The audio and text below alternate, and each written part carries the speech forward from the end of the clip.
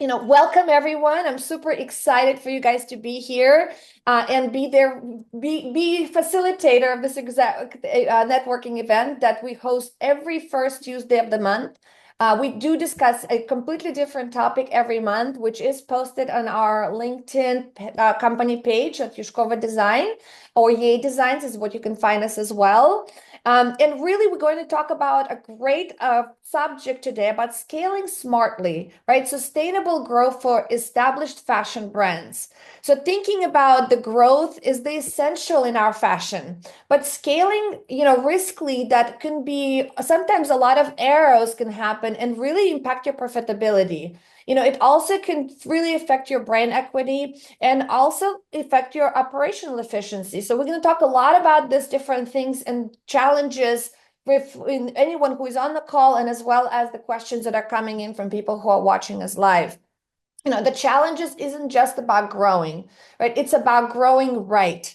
And this is discussing how we're leveraging the data. We're going to talking about how to expand strategically and scale while protecting profitability and brand strength. So before we dive in, though, I would love to introduce myself and share why this topic is really close to my heart and to most of my clients who we actually have been working with. My name is Evgenia Alexandrovna Yushkova, or simply Yay. Most of you guys know me as Yay. And I'm a fashion business consultant and a private label expert, who delivers and builds scalable private label brands. I've scaled and built from ground up 19 multi-million dollar private label brands for multi-billion dollar retailers, helping them both establish the brands and also emerging the businesses to optimize their growth strategies. My background spans both in manufacturing and retail sides, giving me a unique perspective on how brands can scale profitably while maintaining operational efficiencies. I help brands to scale without overexhausting resources, implement agile supply chains, and improve margins. I leverage data to really drive profitability for the assortment decisions and really focus on increasing the EBITDA and maximize your profitability, through smart merchandising and end-to-end process optimizations. I work with top retailers as well as emerging fashion brand startups and multi-million dollar brands by building high-performing assortments, optimizing their supply chain, and introducing strategies that drive sustainable growth. Today's discussion is not going to be just a theory, it's going to be our real actionable strategies that we perform for our brands, and we're going to learn from one another. This is not a sales call, so don't try to drop off at the end. No one's going to try to sell you anything. This is a truly networking event. So your input will be as important to make this insightful so we can learn from one another. And a lot of people ask me, why do I do this? Is because this is my way of giving back to the fashion community. I've been in the industry for over 22 years. I've learned a lot, and I continuously learn from you, from every single one of you, every single day. But it's also my way of giving back my expertise and be able to bring us together as a community, which is really important for us to succeed with next generation in mind of our fashion industry. So today we'd like to kind of want to start off, Dr. Mario has joined us, so I'd love to give you a chance to introduce yourself to the group before we dive in. Thank you for having me. My name is Dr. Mario McCoy. I'm a CEO, founder, taxpayer of Incomparable Watches and Eyewear. We are located in Houston, Texas. We're a premier modern minimalist brand, and we specialize in limited release watches, eyewear, and accessories. And we can be found on incomparableife.com. I'm looking forward to networking, learning, and being a fly on the wall and seeing how we can scale and grow and build really good relationships throughout the globe. That's amazing. Thank you. Really, really happy to see you again. I'm really glad that Thank you. you're joining us. So really exciting. Um, Thank you. and Mohammed, I'm going to let you a chance to introduce yourself as well.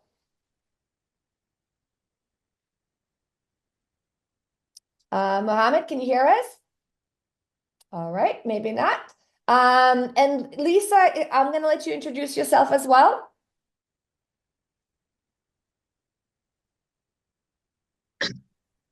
Okay, hi everybody. I am happy to be here with Ye today. So I work with Ye as her personal assistant.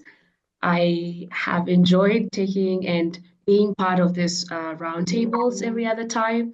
And I really look forward to seeing you on the upcoming roundtables as well. Thank you. Thank you. And Lisa also is running her agency as well. So, she does other work as personal assistants to others. So in case anybody is looking for a great personal assistant, highly recommend Lisa. She's fabulous. All right, guys. Well, we're going to start off and really wanted to start off by talking about the growth dilemma, right? One of the first things we really think about is talking about, many fashion brands believe that scaling equals success, but is it really true? Scaling the wrong way can destroy the brands and can destroy the company. So some of the biggest mistakes that I've seen that are made by whether it's our clients or clients that are trying to get us to work with them is to expanding product lines too aggressively without demand validation, leading to a bloated inventory. Inventory management is so critical. And so when we think about the expansion of product lines, we sometimes underlook how that is going to impact our inventory levels. Over exhausting on marketing without really understanding your total cost of acquiring your customer versus the total revenue the customer generates during their relationship with the brands, which leads to the wasted spend. And often we underlook one versus the other. So it's really critical for us to constantly keep an eye on understanding which one is higher so that we can be able to see where we need to make the improvements. And when we scale in business, unfortunately, that is usually the highest risk where we're seeing it to be spent in marketing and inefficient marketing. Entering new markets or wholesale before operationally be ready for it, which means training their cash flows and logistics, especially when we're seeing that often from the retail side, when they're diving into building private label, where they don't even have operationally set up to be able to manufacture their own product, or even as far as creating procurement orders to the manufacturing facilities versus they would be doing that to a regular vendor to buy the actual product. So very critical to really understand whether you have operationally and the systems and the processes to be able to support your new venture that you're expanding to, and implementing new system before optimizing internal end-to-end processes, which leads to inefficiencies and failed implementations. I mean, Mark comes from the world of NGC, so he will could be able to speak towards that one. We're going to have the moment to talk about this, because that's exactly what we see all the time, is where companies are scaling, they are scrapping for systems to be able to support their growth, and they tend to jump right into implementation of the system that they think that works really well for them without actually first sitting down and understanding their end-to-end process and optimizing and let the system help them to be able to actually solve some of their problems. Implementing system is not a solution. It's a tool that helps you just be more efficient with already optimized process that you have, and help to elevate some of the stress from the resources by eliminating some of the manual work. Many brands chase growth for the sake of it, launching new products, opening new markets, or increasing production. Before the most successful brands scale with the purpose, they use data, operational efficiency, financial discipline to ensure the growth translates into the long-term profitability. Before we dive into the strategy, I'd love to hear from you guys. What is one of your major challenges that you faced while you were scaling your brand? So, Mark, I'll start with you, because I know you are right there where you guys are creating something really new. Yeah. So I'd love to hear what your current challenge is.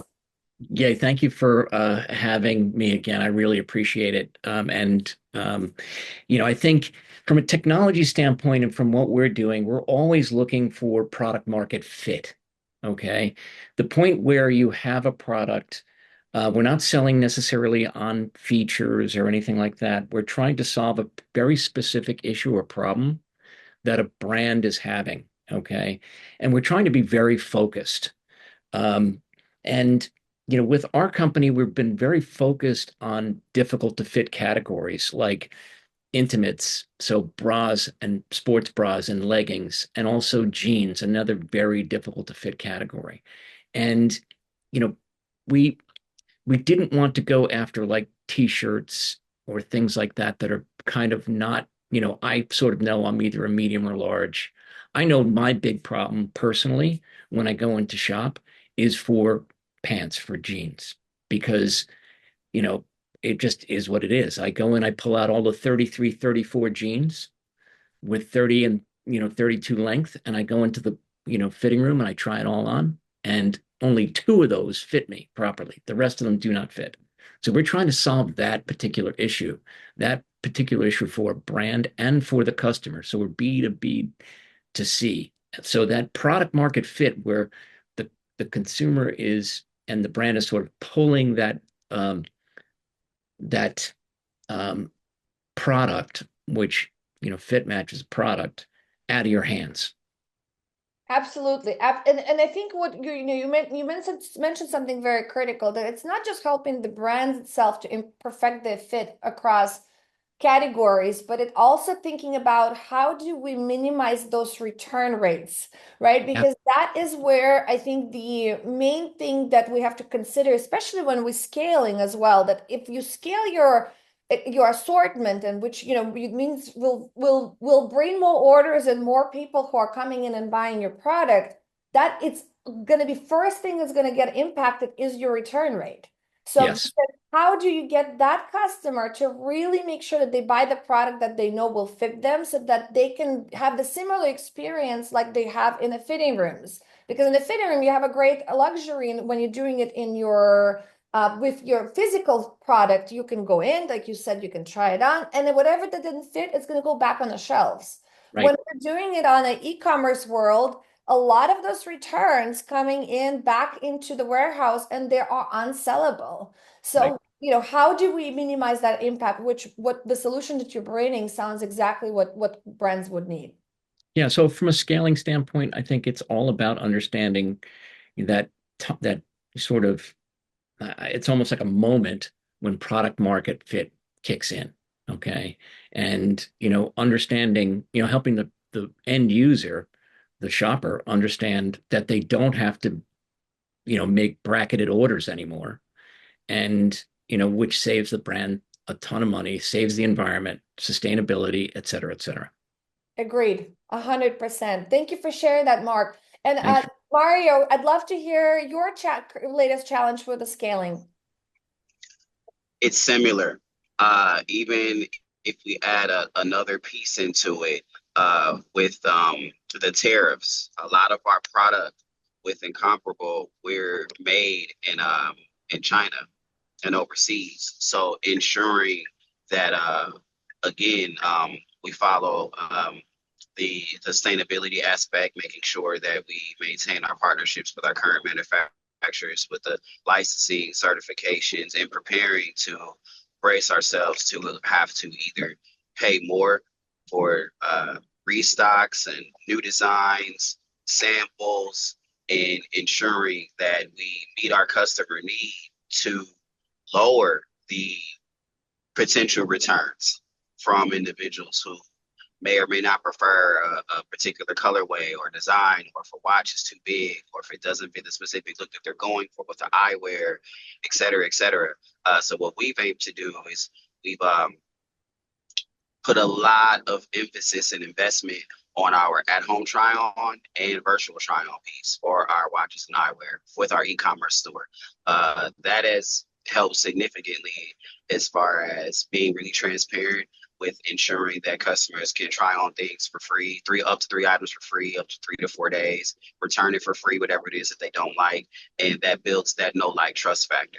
So we really just try to mitigate potential returns by being transparent, adding extra features that improve the online experience, and it builds a trust with the customer too. So hopefully we can continue to brace ourselves for the upcoming taxes and things like that, while still staying committed to our limited release, and as far as like having things produced in the small batches. This is So really exciting. And one other thing I also heard you, mentioning the tariffs, and I know this is a really pressing conversation for everyone right now, right? Because we don't know what's going to happen and how that's all going to play out. But this goes back to also understanding about your diversifying your supply chain. And you hear me a lot of times talking about make sure that you diversify your supply chain, diversify your supply chain. What does that really truly means? I mean, we've seen it during COVID, and then we've seen it past COVID, and now we're going to see it again. Is having understanding that what are your key products, what are your evergreen products that you know that your customer is going to come for you day in and day out, and making sure that you have vendors and ways to manufacture that, not just in two different factories, but preferably in two different country regions, right? So that you are in different parts of the world, so that if there is such a thing like tariffs increase, if one region comes in, you are able to quickly pivot to your other backup factories. Now, does that happen overnight? No. I mean, it takes a lot of R&D. We understand that, but it's a necessary thing to do if you are trying to scale and grow and be sustainable over time in a long period of time. It's important to invest in that R&D, that once you have a great factory, you have a great product, is to start R&D in that in some other part of the world so that you could be able to quickly pivot when needed. Right. That's so important. That very important. Absolutely. Can I add one more point to what you just said? Yes, please. Okay. Regarding the diversifying your supply chain, with U.S. markets, specifically for high fashion accessories, what we work with as far as watches and eyewear, a lot of course, there's no tariffs with being produced in the U.S., but the cost of goods are more. So that's one thing that we've noticed ever since pre-COVID, during COVID, post-COVID. We've noticed that and because of things like the tariffs and lower shipping costs with having things in the U.S., a lot of things can get offset depending on what particular factories that you go with. That's why, like you said, building those relationships and being transparent regarding MOQs and ensuring that everything is good from an artwork standpoint, quality control standpoint, quality standpoint, because you don't want to have to reorder things because something gets messed up in shipping, even with it being in the U.S. as well. So making sure that you work with the companies that have certain certifications that fit, especially with sustainability and eco-friendly materials. All of the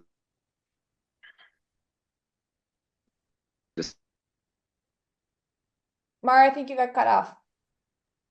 Oh, that was it. I ended it with, oh, that was so important. That was all.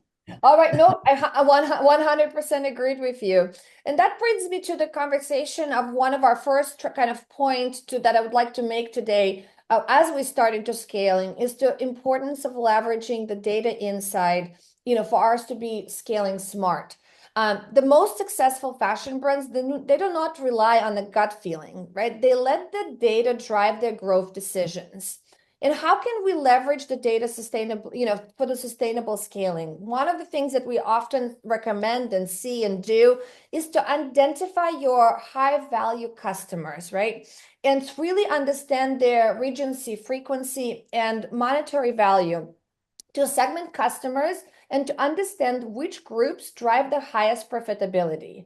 So that could be the first thing that you want to really understand, because that could be your primary focus of how are you going to scale and grow, specifically targeting the customers that are in that high value, right? For you and for your brand. Because a lot of times we tend to chase the trend and noise that we get from the customer feedback. But the question is the customer, that feedback and the noise comes from the customer that actually is going to be important for your brand and will drive the maximum value for your brand? Or is it just those people who happen to stumble on top of your brand, gave your feedback, and then walked away, right? So those are going to be the things that are really important and critical to identify for which growth and which scale is you're going to go, when the comments that you're actually going to chase versus which ones you are going to put aside until hopefully that will become a reoccurring comment that you could be able to scale towards. Spot the trends before the competitors do. Utilizing right now that we have so much AI driven forecasting tools that exist, as that can help us to really identify and be ahead of the trends, and really identifying what are the shifts that are happening in the demand 6 to 12 months ahead. If we're not thinking ahead of times, then what we're doing is that we're constantly chasing the tail. And so if our competitors are doing a better job in forecasting ahead of time and defining those trends, they will always be ahead of the curve. So this is kind of thinking about, whether you have your own data scientist team or, and you're analyzing it manually, or you are potentially utilizing the AI tools, which are now becoming more and more eager. They're trying to becoming more and more sufficient to be able to utilize them to your advantage. And another thing is I really like to also think about is from the assortment perspective. We often tend to do over assort. And really eliminating the underperforming SKUs would be really cutting out not only the product that has the low margin and that are slow moving products, but it will help us to aggressively free up resources for our best sellers. And this is where I tend to say, and I love to use it, whomever comes to these calls, they always hear me say, use the 80-20 rule, right? So constantly analyze your assortment and go identify what are the 20% of your assortment that drives 80% of your revenue. Everything else, which you're going to be very surprised once you analyze that, you're going to have most of the brands will actually have a huge tail end, and that is all waste that you are spending and spinning your wheels for absolutely no reason. So take that way and don't be afraid to chop off that tail and really focus on your 20% that drives 80% of your business and scale within that. That's what's going to allow you to scale profitably, and it will allow you to sustain that's a scalable growth. Instead of launching seasonal collections that really that rely on a certain demand, invest in evergreen bestsellers and scale them into the new categories or regions strategically. So one of the things, and this is a question I often get asked, well, how do what would be the best tactic to perform without getting overwhelmed of scaling the evergreen product? So always, as always going to say, is go back to the 80-20 rule. Not only apply that to the actual styles of SKUs, go dive deeper based on color, fabric textures, fabric performances, neckline styles of necklines, sleeve lengths. I mean, really be able to dissect your data and critically apply those filters, because what you're going to find out that even within your best selling SKUs, you're probably going to find other trends that, for example, V-neck short sleeve product sells the best for your particular brand or category. If that's the case, maybe that's the time for us to introduce that exact silhouettes or ideas in maybe different fabrics, different prints. So this way we are scaling without taking a huge risk, because we know that this product will perform, this product will sell, and the customers will respond to it. Always use the single source of truth. That's going to be another critical piece, making sure that you are actually collecting enough data and different attributes so that you can be able to analyze rigorously on that later on at the later date, especially if you are a brand who is just starting up, where we see a lot of times where they start to collect data on basic things like size, color, potentially they'll go a little bit deeper and they will collect data on, a neckline or a silhouette. But where we don't see a lot of time collection of the data, if, for example, a print style, or potentially, is it a circle graphics versus square graphics? Is it a puff prints versus screen prints or embroidery? So a lot of times we don't collect the data on those as much, and later on we're having our kind of arm chopped off because we're not able to really actually identify what our customer going to gravitate towards, so that we can expand within that categories. And how do I differentiate between the slow movers and future bestsellers? I always say, look at the conversion rate versus the traffic volume. If your product converts at the higher rate, but isn't getting visible, then that might be an untapped bestseller that needs to have a better exposure. So this is another great way of really identifying, a focus of where you want to scale onto and where you can potentially free up by cutting up that noise that we just talked earlier, so that you can free up resources to really focus on those real performing products that potentially just have the great visibility. Ying, I'd love to hear a little bit about your process of kind of identifying the assortment, because I know you and I went through that process at the beginning as well. So, I'd love to for you to share what success rate that brought to you when we started to reanalyze your assortment and chopped up that tail for you at that moment. You are on mute. Absolutely. I want to mention first is our brand is original design manufacturer. So we do need to handle lots of things, building lots of systems. Like for instance, system to work with designers, system to create relationships with customers, a system to do marketing, many systems. I believe two systems are extremely important. One is relationship with customers, and that will lead to our data-driven decision. Another system is marketing, right? One is, it's like two ends of a tree. The roots related to the relationship with existing customers, and the leaves and branches, they always reach out and it's marketing, and you're trying to get more customers. So after we sold our products for several months, we had so many categories and so many colors, because I wasn't in fashion industry in my career. I am still a professor in physics, and then I entered this new field. And I had this fantasy about how it should work. So I had pretty much tried to do everything all at once. We had dress, we had sweater, we had cardigan tops, and 13 different colors. And then by the end, I was like overwhelmed, and I started to build a relationship with Coach Ya, and then she inspired me, asked me so many questions. Then we realized that the dresses were the #1 category. We got the best feedback from the customers. And then she suggested us to just cut down all other categories, then focus on the one that will bring us reputation. And then I immediately did that. Our revenue changed so much over last year. Our fourth quarter revenue was 4 times the revenue of the third quarter. Wow. And our reputation, of course, went better and better and better. So I think it was amazing experience, and also data-driven decision. I believe in it. Very good, very good. Thank you for sharing that. It's true.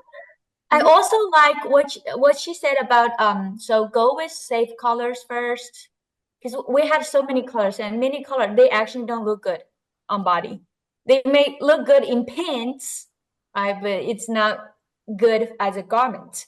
So I cut down several colors and started with the safe colors, like white and black and gray and neutral. Yes, and it really helped. And then we are also, as suggested, we're gonna expand our category one at a time. We're not gonna just do dress forever, but we're gonna gradually add one at a time to maintain our reputation. There we go. I love it. And this is really works for Amon, whether you're a multi-million-dollar brand or whether you are starting a brand. The strategy is the same. And this is it surprisingly happens. You see that more in even bigger retailers, where you start to really analyze their assortments and you realize that they're just way over assorted. And why does this happen from the psychological perspective of the consumer? Is that when you give too many options, people do not know what to choose. I always say have few but and choices than a lot of or choices. Because the moment you give them, do I buy this or that, they usually walk out with nothing. So just as a psychologically how the consumer is actually perceives that. There's a question that just came in the chat, and thank you guys for sending the questions in the chats from the live feeds. How often should I adjust my assortment strategy? I suggest to look at it every 3 to 6 months. If you wait too long, you will risk to make decisions that are outdated from the outdated data. So constantly, checking your rerunning those analysis will actually help you to stay ahead of your trend change, because each trend, each even bestseller will always have a curve of peak, and it will have a curve when one starts to die out. Your goal is to catch it right at the moment when it starts to slow down, replace it with something else, and then retire that particular bestseller for some time. Now, it doesn't mean that it has to be retired forever. There is a lot of times strategically you might want to bring it back up, a season or two later, and you'll be surprised that it's going to be spiking up back all over again. So thinking about those strategies as well. I always like to use an agriculture analogy, right? You never plant the same fields year over year. You let them rest. So thinking about your best sellers in the same kind of a format might help you undefine of how you can actually scale without over exhausting and over designing your assortments overall. The other thing about where we want to think about in this case is, many brands expand too fast, diluting their core identity. The best brands grow incrementally and strategically. Number one thing is, and this is what Ying just mentioned to us, right? Testing before launching. Use micro drops, pre-orders, and limited releases to validate the demand. So one of the things that we often see, the decision is made at the top, hey, we need to be in the outerwear category. And all of a sudden, we now have a launch of a whole outerwear line without really understanding, will my customer actually react to the outerwear or not? So one of the great things, for example, I always love to give this example of my client who is actually focuses, and that's all what they do. They do denim all year, all year round. They just do denim. And they were thinking about creating an outerwear, because it kind of goes really well with the denim. And they had a really good case study of why to do this. So what we end up doing, actually making a suggestion, instead of them going straight into the outerwear category, is to introduce one limited edition jean jacket, because it still stays within their within their swim lane of what they're known for, but it also allows them to test whether the customer actually wants an outerwear piece from them. Now, when they succeeded with that, then they expanded to another 2 SKUs where they introduced a vest, and then they introduced a lined jacket from the inside denim jacket. That helped them to really understand where the customer is looking for them for outerwear for seasonality or just as a fashion statement. Once they identified where their responses were, that's only when they expanded into the complete outerwear line.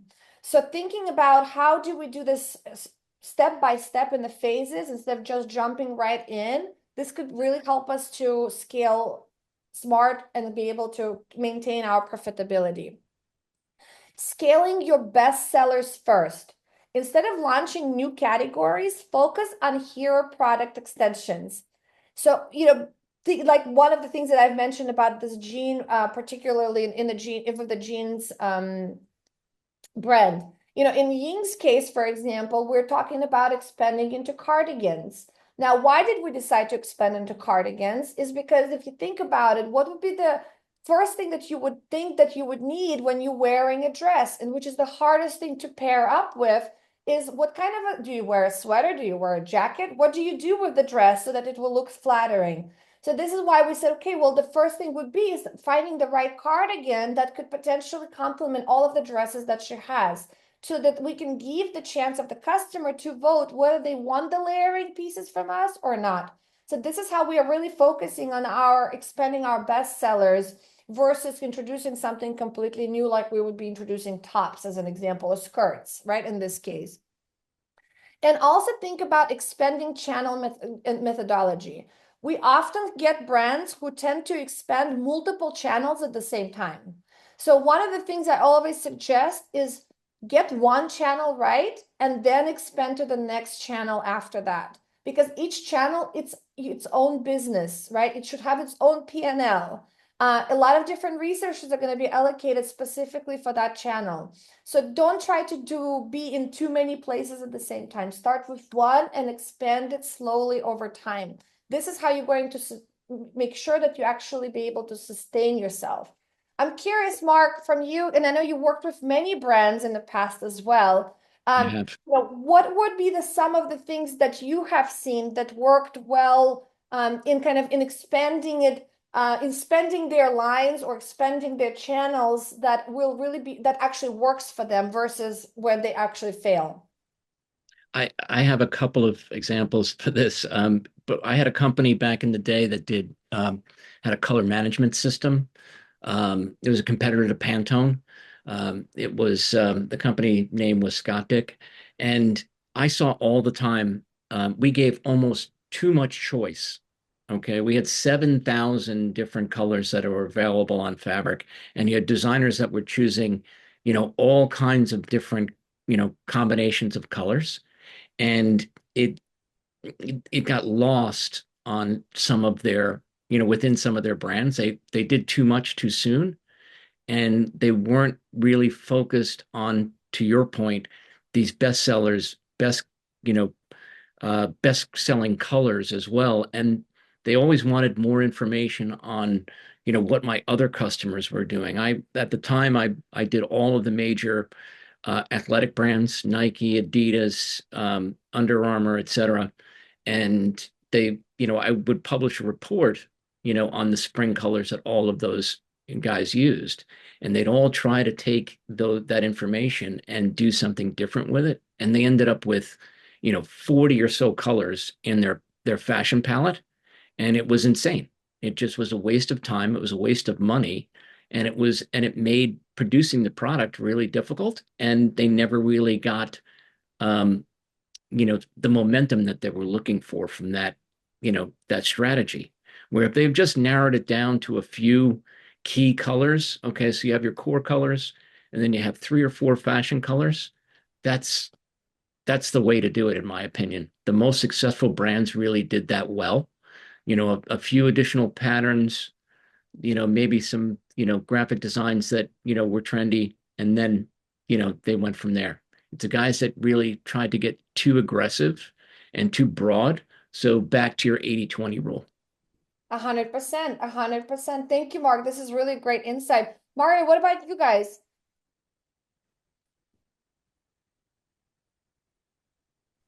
Cyrus on mute. Similar. 80-20 rule, really seeing what's going to work and tweak it from there. We really like to take, even to expand more on the 80-20 aspect, we kind of take that from Verizon.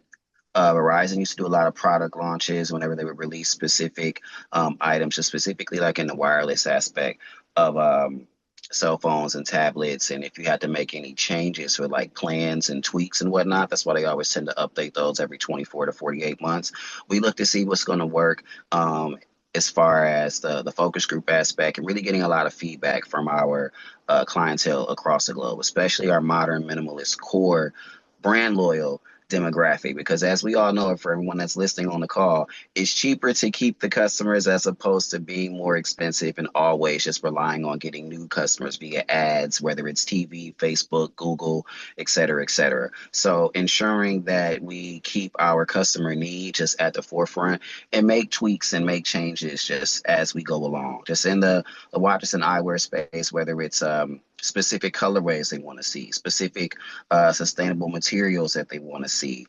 And then that really aligns with their lifestyle, and that shows that we care. Because as e-commerce brands, as physical goods owners, premium goods owners, having customers that see that you really care about what their values are going to make them more loyal to you, as opposed to all of a sudden, I'm just going to buy from the bigger brands that we all know just because of the name cash or the status symbol or whatnot. So using that and growing with them along the way, like inviting them to really see like the behind the scenes aspect of how we build incomparable, how we want you to feel incomparable, like that persuasive emotional tone aspect, that plays a role in the 80/20 or the reuse as well. 100%. This is a really great example. Thank you, Mario. I really, really appreciate it. It's absolutely true. And that brings me to my last point that I want to make today, for us to really think about, balance scaling ambitiously with the right resource optimization. And this is where I think the number three biggest pitfall that we are seeing, where brands are scaling, and we know that every time you scale, next 10 million, you got to step back and really look at your systems, at your resources, at your supply chain, and everything else in between. And, a couple of things that happen. One of the things is really looking at your supply chain first, because when we want to scale and we are especially expanding our assortments, one of the things we don't realize is how much inventory will come with our traditional, if we stay within the traditional supply chain and it's continue to scale. Thinking about, can we move towards the on-demand production so that we can lower our MOQs, we can get to the market faster, we could be able to produce towards the demand, within 14 to ideally 14 days increments. And there's a fantastic software that is now existent called Patchwork, and there are really leading in this space at the moment, where are able to bring this and change your supply chain from from push to pull.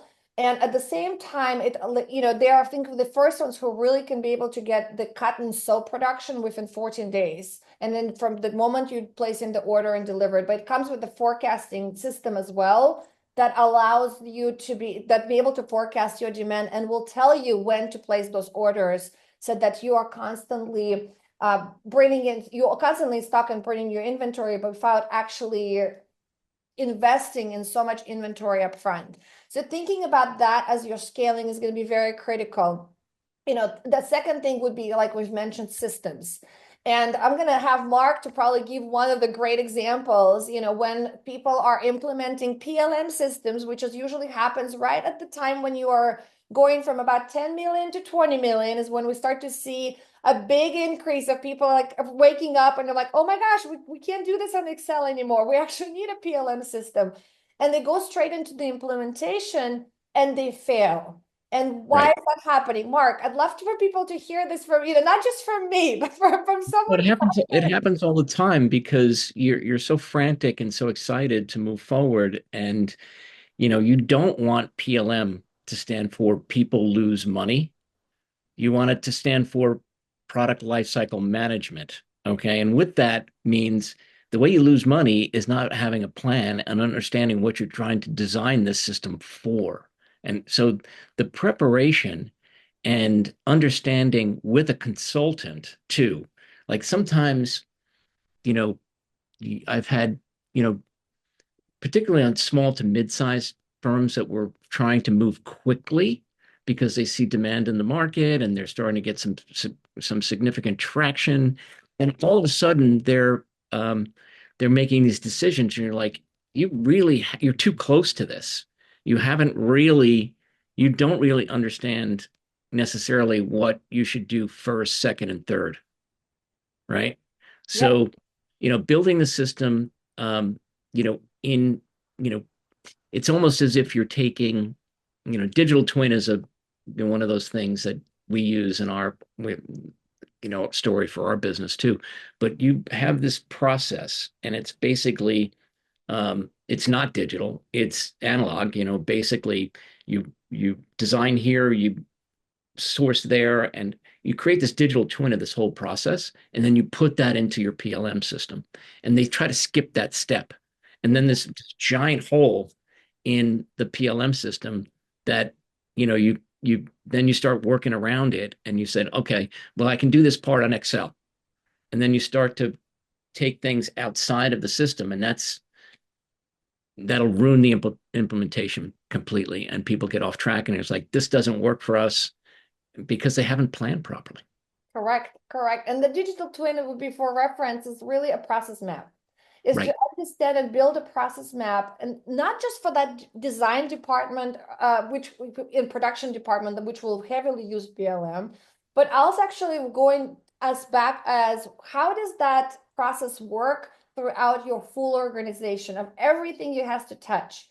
And then take that process and optimize it first. Because number one thing you're going to find out that you probably can even eliminate the inefficiencies up to 40-50% of the times with just non-value added steps that are done, whether they're done manually or they're done redundantly or they're done in a way where because systems do not communicate correctly to one department versus the other. And so removing that along, number one, you already have an efficient process now, and you're probably already using less resources as it is before you even start implementing the system, which now allows those resources to actually have the time to discover and learn the system that you are implementing, which gives the success rate of implementation and increases is by at least 80% of the time. So just thinking through that process as well, helps you to understand is how do I scale without over exhausting my current teams? And, looking for those manual steps, 50% of the time that something is done manually, you got to think about whether I have to either hire a new person or if I'm scaling, or I have to automate it, right? And so of course, we always try to say, how can you automate it before you hire? So that could become the most efficient way to do this. But of course, sometimes you do need to hire people, but hire them after your process optimized and after you implemented your systems and after truly understanding now where your needs of the resources is. This is how you're going to scale profitably. A lot of the brands that are scaling nowadays, surprisingly, they jump straight into the big vision. They start hiring teams and people that will support this scale initiative, which is usually end up either failing them or getting them into more debt. And so that is kind of thinking about how do you really allocate your cash flow and resources so that you become more sustainable and more efficient in your scaling process is going to be very critical. Yeah. Just got a great question. What is the best way to balance team expansion with profitability? That's a really great one. Number one is automate and outsource non-core tasks first. Systems will do a lot of the steps for you that are probably done manually right now within your organization. But if you are a smaller brand, don't be scared to outsource the tasks, some of the tasks that your team is potentially doesn't even need to be involved. And there are great ways of strategically outsourcing some of those particular tasks. Only hire when the demand exceeds capacity. Thinking about the functions that can be done manually, like we've talked earlier, and how they can be eliminated and either automated before you're actually going to hire. And then focus on the revenue generating roles. Because a lot of times we focus too much on getting the supportive roles going without really focusing on the pieces of your process that actually drive revenue and generate revenue. So focus on optimizing those first and making sure that they are well staffed before you start to hire everything else in between. That will definitely help to balance out the team expansion with the profitability in mind. I know we're going to start wrapping up. We have 5 more minutes.